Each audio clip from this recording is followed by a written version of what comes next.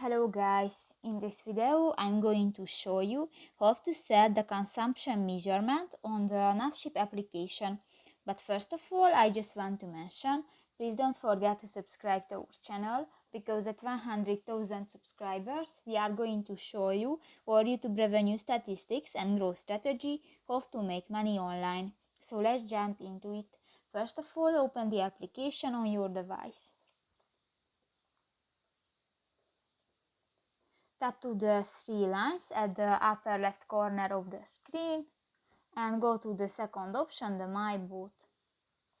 Scroll down and in the measurement section you can find the consumption measurement, and here you can choose liter per distance or liter per hour, and just select one and click to the circle and on.